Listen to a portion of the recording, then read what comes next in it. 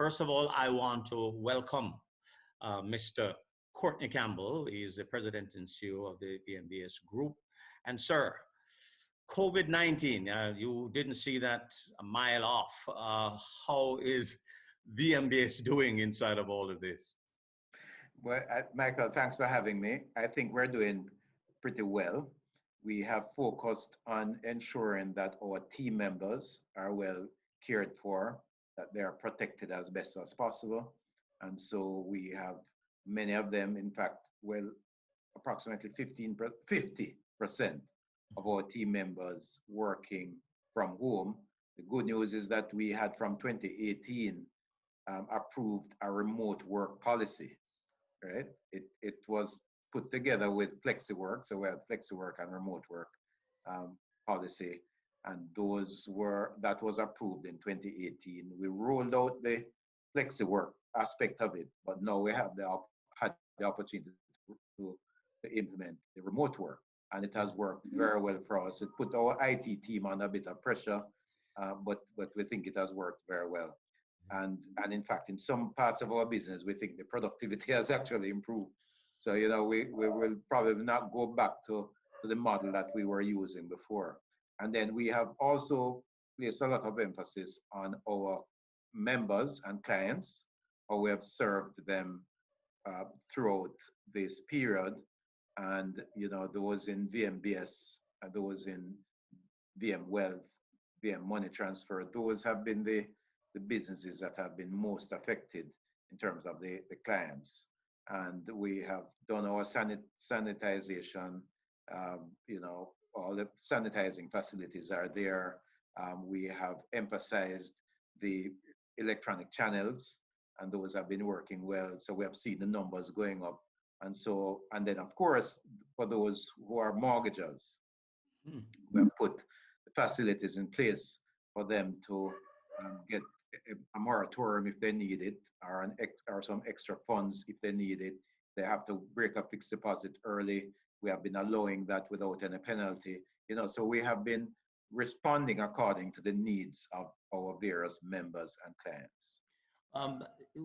Before we go to what you might have done for all of those people, let's look at one of the things you mentioned, a little, moving ahead as you did. The productivity that you might have seen increase over this time that now people are working from home. Have you measured this, and have you seen where, in fact, even anecdotally, that people are giving more hours when they're at work? Well, that's exactly what they're reporting. In terms of the measurement, we're just getting around to get to being specific on that now. But people have been reporting that they are giving more hours per day. Sometimes what's happening is that, you remember, they are no longer on the road, so we're losing, right? So there's no more time. There's no time to be struggling in the traffic on the way to work or back home from work. Yes. And so that time, I think many of our team members report that they are spending in front of the computer. They're on lots of Microsoft Teams calls or Zoom, whatever the facility that's being used. We typically use Teams in VM because we find that it's secure and very easy to use. But many of the team members are reporting that they are spending hours in these meetings or on the computer, and the meetings are being very productive, so that there are some things that are being turned around much quicker now than they were before COVID. You explained that as a good manager that you have cited something in that, and certainly post-COVID or during COVID to the very end of it, you may not go back to the old order. It might very well be a situation that you move. Absolutely. So we actually have put together a team, Michael, that is focused on working out the post-COVID way of working. And we have actually set a timeline for them to report to us on what we're learning from this period and how we will be going forward in terms of our new models for executing our responsibilities. That sounds like a task force. Nowadays, everything is a task force. They've been Yeah, tasked. call it that. Yes. Might I ask you then, on the part of your customers, you alluded to some breaks, easement, if you may, in terms of your policy. Can you give me some more specifics as what members of the MBS can expect should they come in and find themselves in need? Well, so clearly, if you have not been adversely impacted by COVID, then there's no change required for you as a customer. But if you found that you are going to be that short of your regular income for a specific period, then you can say to us, can I have a period in which I will be paying nothing on my mortgage or my loan, right? And that's called a moratorium. And what we would typically do is you remember the loan would have expected some repayments during this period. And there's some extra interest now that you are going to have to pay because of the failure to reduce the loan in accordance with the original repayment program. And what we would typically do is to add that interest to the principal, right?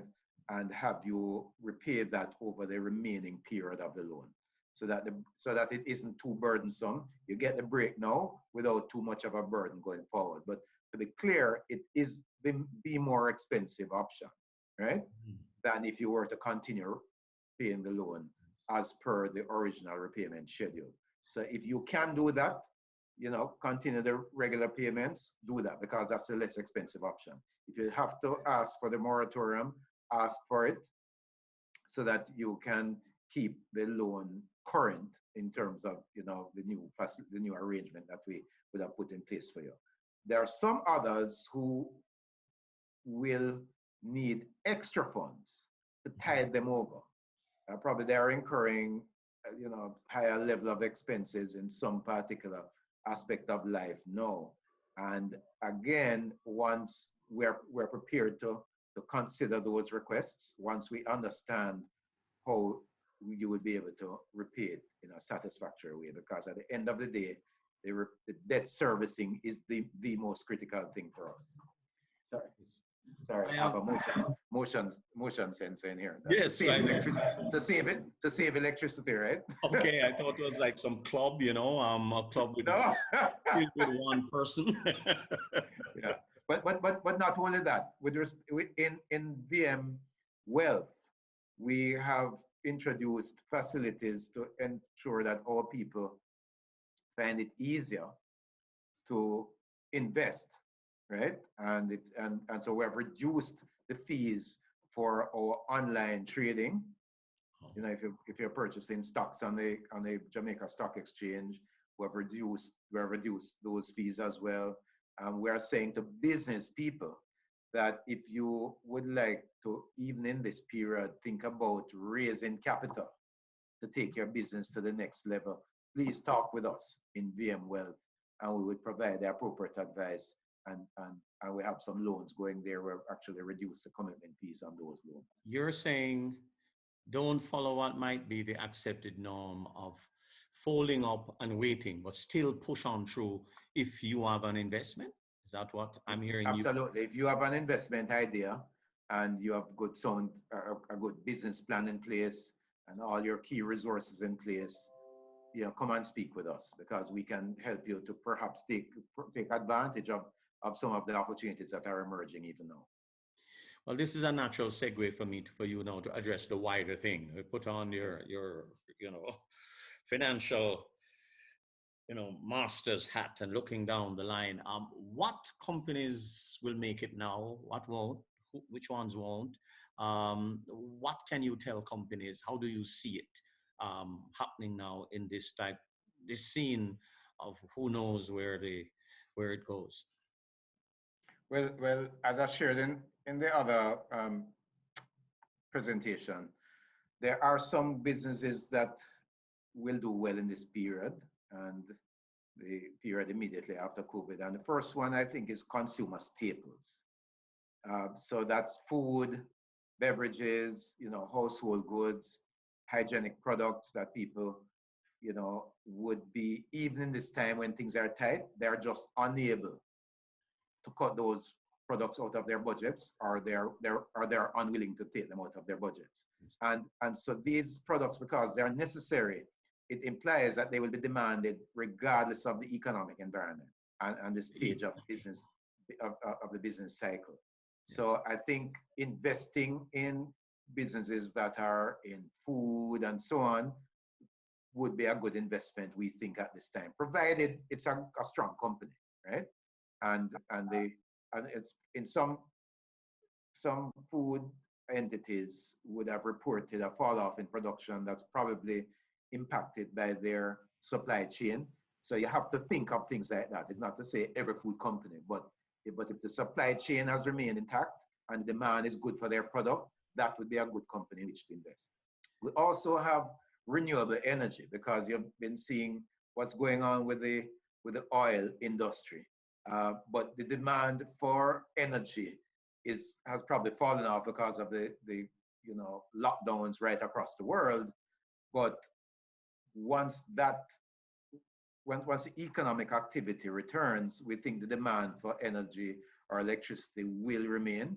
And because most countries in the world now, including Jamaica, are trying to go green, right, and to focus on renewable energy, what they've had is that the companies that distribute energy have contractual obligations with the renewable energy companies that put them ahead of the oil companies. So we think renewable energy would be a good investment at this time. The other one that's pretty obvious is technology and e-commerce.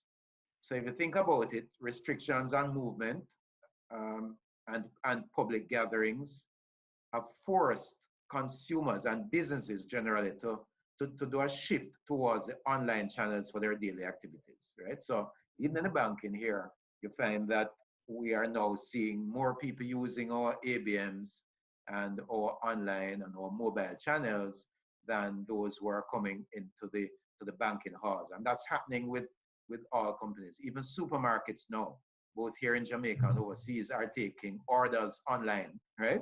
And have wayside pickup or engaging delivery services and so on.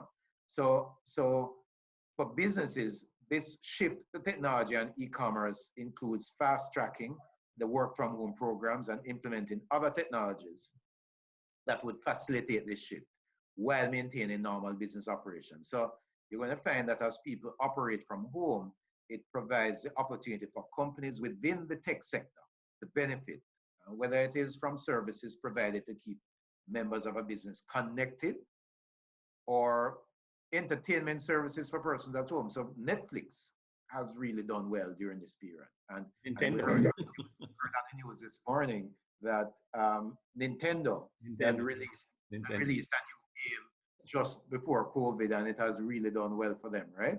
So additionally, as consumers prefer to stay at home, they will become more reliant on e-commerce to fulfill, we think, the essential or even the non-essential shopping needs. More people are shopping online now. So if you are providing the technology to facilitate work from home, the technology to facilitate shopping from home, right, we think you will do well during this period. The other one that I spoke about would be healthcare and the pharmaceutical industry. So this particular economic downturn is not one that, like in 2008, was driven by problems in the financial sector. This one is caused by a virus, so it's a health issue. So as a result, every faction of the health sector will see heightened demand. Pharmaceutical companies now will experience a surge in demand for medicines required as treatment for the virus, in addition to the everyday medication demand. So for example, if you're in the States and you're in the US stock market, and Gilead enterprises that are offering the cure, or what has been proven to be a pretty effective treatment and this for the virus, that would be a good company in which to invest, right? I would think. Yes. And so companies that will face the pressure to develop a vaccine for the virus. There are many tackling it in the UK and in the States and in India. and the Far East. So we want to keep a watch out for that. Yes, yes. And yeah. Yeah, but help me though. There's a downside to which you alluded, um, and the downside is that while the world is transitioned to virtual, there are those who are transitioning into making taking away your stuff from you. The ABMs, ATMs, Yes. online money Yes. movement. They're Yes. cracking up their stuff. What should we be looking out for in instances like this? And that is dangerous, right? Yes. That's a huge threat. So the big threat now is cybercrime, right? Because during this period, the hackers, like, they're celebrating their festival, right? Um, they love to see that people are under pressure, that countries are being declared disaster zones, that everybody is doing more business online, whether it is banking or shopping or so. And so that has, even before COVID, it has, cybercrime has been one of the main emerging threats for businesses in recent years. And with the businesses now forced to adapt to greater reliance on technology in this short period of time, it's going to be opening up major gaps, right? That will surface.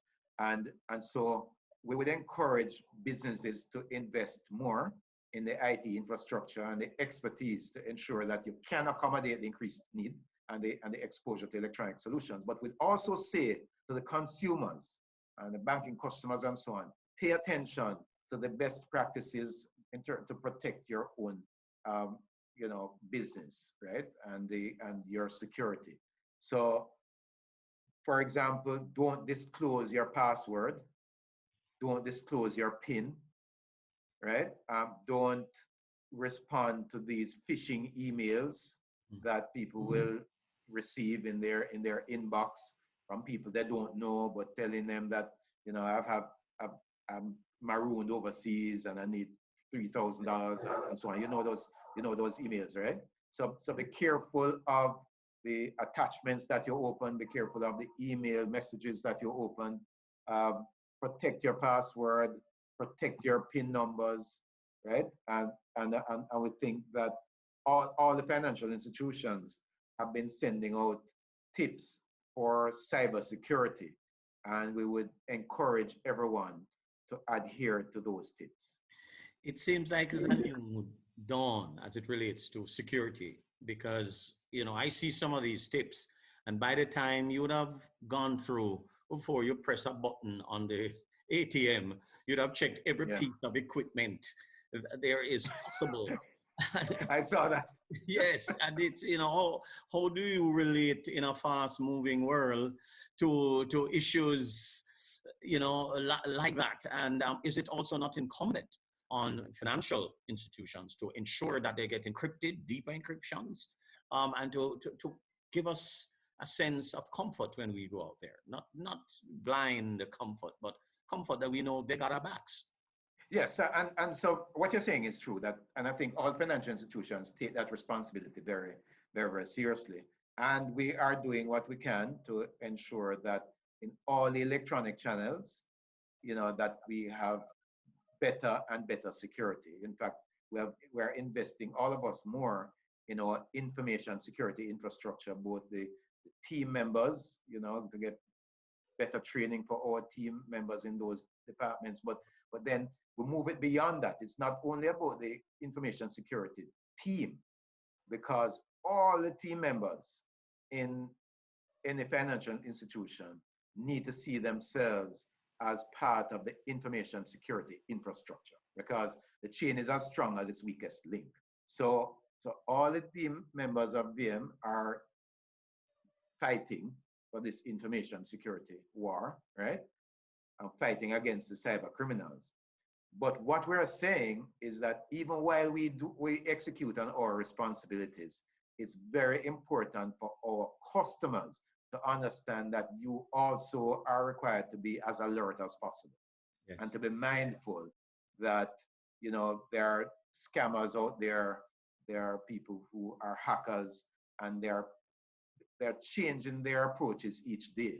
So there are some things that we would have covered for that would probably or will never ever be sufficient for the new methods and the new approaches that they are developing, because that's their full-time job, right? The hackers, Right. to devise new ways of getting through. That's right. Um, Let me now turn to the future. Yeah. Medium, short, medium, and long. Coming out of COVID-19, if we will ever come out of it, to the degree to which we come out. What will we take away from it that's positive? What will we leave behind? How will it change our circumstance and the way we do business? Give me a sense in your crystal ball, some of the lessons learned, maybe a quick SWOT analysis, as you would teach in your class, of what it is that we can take away from this, so we haven't wasted our time. Well, I think the first thing I would mention it would be the more efficient ways of operating, right?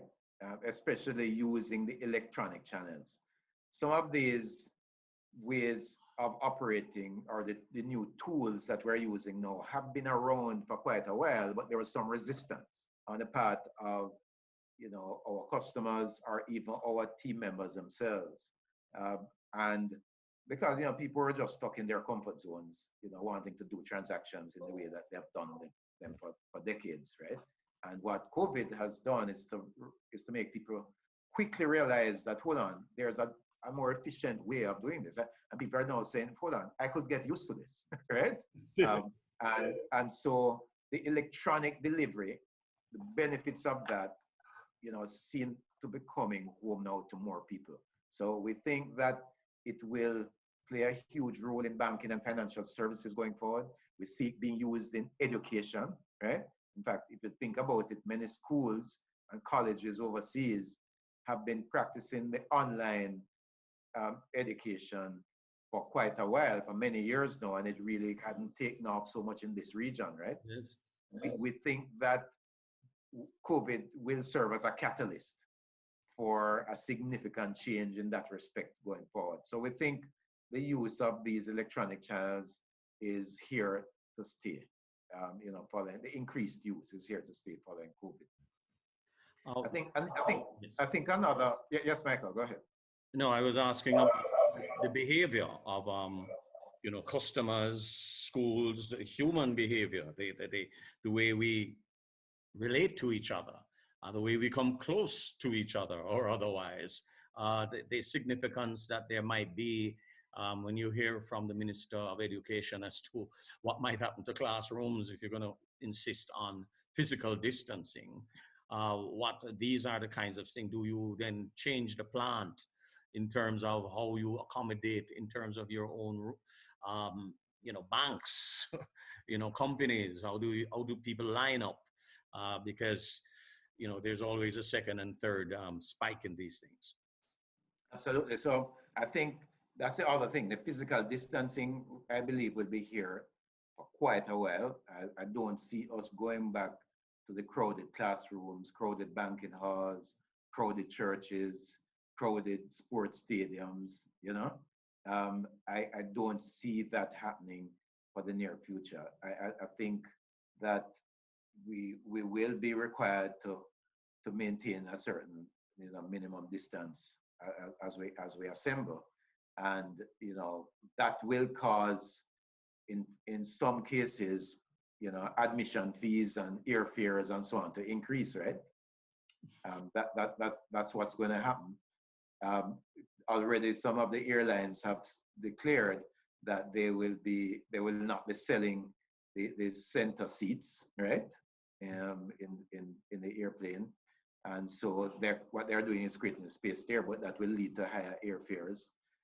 In hotels, probably won't have to make much adjustment in terms of the spacing, but certainly they're going to have to invest so much more in the whole matter of sanitizing, right? And to ensure that all the facilities are cleaned regularly. And because that's a big issue going forward. How do we protect our customers? How do we protect our staff? All businesses have had to take extra precautions to maintain an increased standard of sanitation in order to minimize the risk of infection for staff and customers who would visit.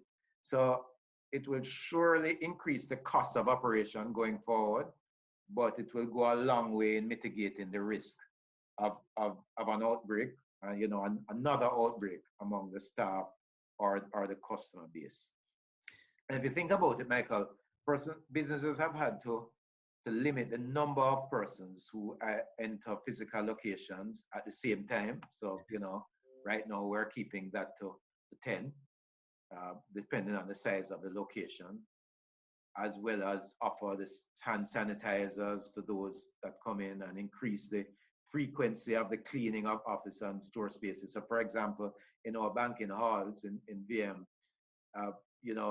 the counters where the tellers are being cleaned after every transaction, right? No, that's a heavy expense. So where possible, some businesses have encouraged, electronic transactions as we are doing now, or the remote work. And I've said to you that we think that this higher percentage of transactions that are done electronically will remain high. And we think that remote work is here to stay, right? For those who are not required to be physically present. And let's talk a little bit about the remote work. Yes. So to allow for more effective social distancing, some businesses have quickly transitioned into varying degrees of remote work for employees. So some have implemented a rotation arrangement where some people are at work, this week and at home next week, and their colleagues who are home this week, right, yes, will be at work next week, right? But what it has done, though, it has necessitated a review of the business processes and controls to ensure seamless continuity, right? So that regardless of whether we are down to 50% of our team members being on spot, that we can have continuity in business. Yes. So any sound digital transformation strategy is going to be key in a successful transition to less conventional modes of operating and serving customers. And so there's going to be this huge rush now to digital transformation. People need to carefully assess those investments to ensure that they are able to pay for themselves and that they are viable, right? I think that's important. And tied to all of that, Michael, would be good change management, because this is a time of rapid change. For most businesses, for most households, and while some businesses may be growing rapidly due to an increased need for their service, so as I mentioned, Netflix, for example, right? Or some food businesses, if the way the business is changing is, if you don't manage that well, it can expose the business to an undue degree of risk, or in fact lead to confusion and misalignment among the staff. So, you have this increased demand. If you haven't organized yourselves properly, and done good change management, then actually you can find that the higher level of risks to which you are exposed actually wipes out the increased revenue. So we have to take greater care to communicate the priorities of the business to the employees, and ensure that at all levels the necessary operating changes are clearly understood. It will also be important to be proactive in monitoring and protecting staff morale as they navigate not just the change in their lives, in their personal lives, but also the change in their professional lives and how they go about doing executing their responsibilities on a day-to-day basis. Might I now put you to task? People are saying opening it up, some people saying not so fast. In your mind's eye, how do you think we should approach the Jamaican economy was not closed down, but ramping up, if you may, the Jamaican economy, so that the hardships that are being felt by so many can be eased in the shortest possible time. Well, that's a tricky one. I think it's about balance, right? Striking the right balance between protecting the people and then ensuring that they're able to earn so that they can feed themselves and their families and keep Jamaica going, right? I I think that we want to start by ensuring that we're all safe. So that has to be the priority, to ensure that all people are protected. So I would think therefore that the way to do it is as we open up the various sectors of the economy, for, let's call it, normal operations, that the processes and systems to ensure the protection of both the staff members as well as the customers of those businesses, that we need to ensure those processes and systems are robust, that there needs to be a strong program of compliance, right? That the discipline is maintained. And I think that we can do that. And let's all come together and agree certain standards for operating, for protecting ourselves, for protecting our team members, for protecting our customers and all who would interact with the business. And let's be very, very, very, very disciplined in adhering to those standards. I think if we can do that, then we would be able to open up the economy in a safe way that protects the people of the country. Major cultural changes I see as it relates to how people go about life and how business people conduct business in terms of getting to that, that on earth while we're here and not gone to heaven. Absolutely. It requires a major culture. Even what I just said a while ago about having the discipline to agree some standards and adhere to them, that's a major cultural change in Jamaica, because we're a free-spirited people. Or one way of putting it is that we don't have the level of discipline that would require that would require that type of adherence to standards, right? In some overseas markets, people queue properly for public transportation. We don't do that here, right? So that's a major change in culture. And we have good laws in Jamaica, Michael. Yes. In most areas of our lives, but the laws are not enforced, right? And so that's what we would require, this discipline, to agree some standards, stick by them, enforce them. Yes. Well, we can only hope and pray, and I think you gave an analogy of, though the oak tree might not. Can you give me back that one? Might not. You mean that's the one from Habakkuk? Yes. Though the fig tree may not blossom, nor fruit be on the vines. That one, right? Yes. Yes. Yeah. So let me say it for you then.